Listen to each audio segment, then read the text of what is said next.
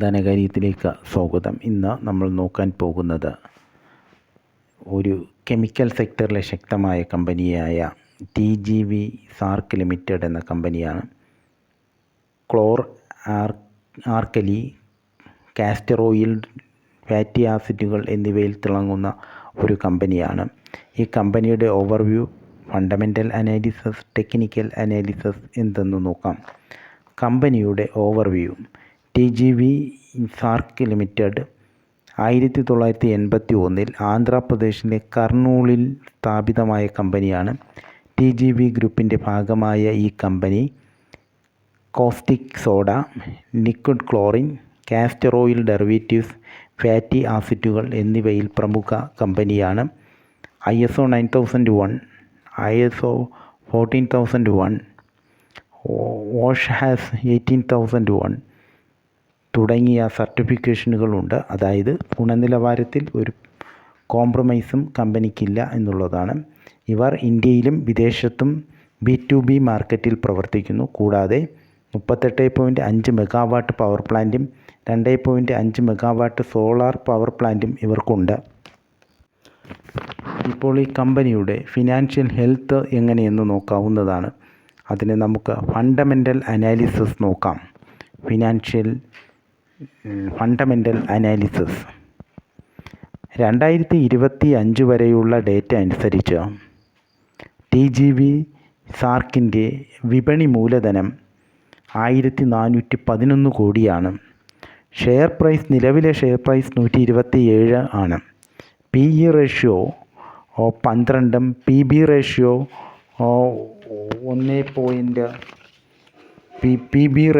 1.7 book value 110 ആണ്. അതുപോലെ തന്നെ 52 വീക്ക് ഹൈ 142.25 ലോ 87.7 അതുപോലെ ഡിവിഡൻഡ് ഈൽഡ് 0.76 ആണ്. Returns on capital employed 10.2%, returns on equity 8.1%, dividend ഡെപ്റ്റ് ടു ഇക്വിറ്റി റേഷ്യോ 0.28 അത് കുറവാണ് കടബാധ്യത. അതുപോലെ returns on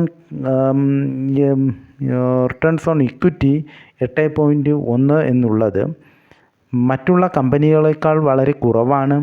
returns on capital എംപ്ലോയിഡും താരതമ്യേന കുറവാണ്. മറ്റു കമ്പനികളുമായി താരതമ്യം ചെയ്യുമ്പോൾ കുറവാണ്. അതുപോലെ നെറ്റ് പ്രോഫിറ്റ് 117 കോടിയാണ്. വരുമാനം 1861 കോടിയാണ്. നെറ്റ് പ്രോഫിറ്റ് 117 കോടിയാണ്. ഇത് പക്ഷേ കഴിഞ്ഞ 5 വർഷത്തെ സെയിൽസ് വളർച്ച 11% മാത്രമാണ്. അത് വളരെ കുറവാണ്. ഡിവിഡൻഡ് ഈൽഡ് 0.78% അത് കുറവാണ്. അതുപോലെ ഇതിൻ്റെ ശക്തി എന്ന് പറയുന്നത് പ്രോഫിറ്റ് വളർച്ച, കുറഞ്ഞ PE റേഷ്യോവും കമ്പനി ഒരു അണ്ടർ വാല്യൂഡായിട്ട് കൺസിഡർ ചെയ്യുന്നു. ഇതിൻ്റെ ഏറ്റവും വലിയ പ്രോബ്ലം എന്നുള്ളത് റിസ്ക് ഫാക്ടർ എന്ന് പറഞ്ഞാൽ ഫണ്ടമെൻ്റൽ അനാലിസിസിലെ റിസ്ക് ഫാക്ടർ കുറഞ്ഞ സെയിൽസ് വളർച്ചയാണ്. അതുപോലെ ഡിവിഡൻഡും വളരെ കുറവാണ്. ടെക്നിക്കൽ അനാലിസിസിലോട്ട് എന്താണെന്ന് നോക്കാവുന്നതാണ്. ഇനി കമ്പനിയുടെ ടെക്നിക്കൽ അനാലിസിസ് 2025 സെപ്റ്റംബർ 11 ക്ലോസിംഗ് അനുസരിച്ച് വില 127 ആണ്.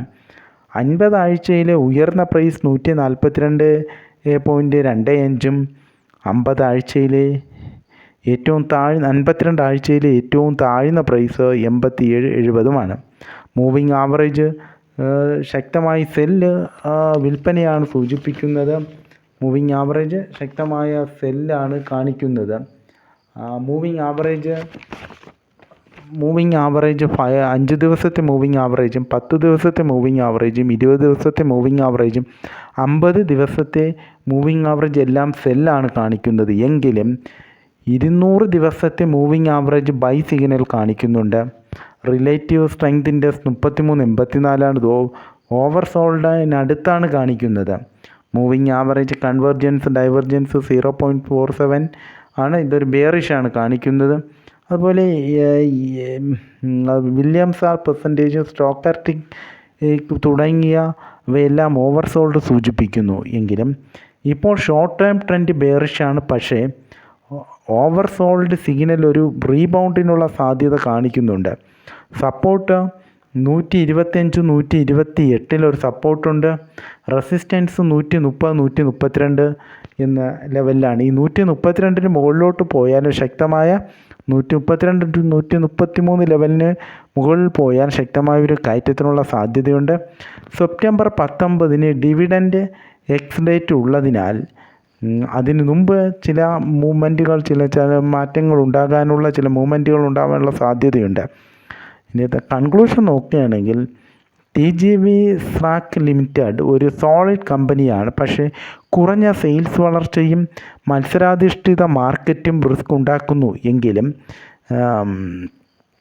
Technical analysis ബെയറിഷാണ്. എന്നാൽ ലോങ് ടൈമിൽ ഒരു പോസിറ്റീവായാണ് കാണുന്നത്. അത് ദീർഘകാല നിക്ഷേപകർക്ക്, ഒരു വർഷം അതിൽ കൂടുതൽ നിക്ഷേപിക്കുന്നവർക്ക് നോക്കാൻ പറ്റിയ ഒരു കെമിക്കൽ സെക്ടറിലെ ഓഹരിയാണ് ഈ TGV സ്രാക്ക് ലിമിറ്റഡ്.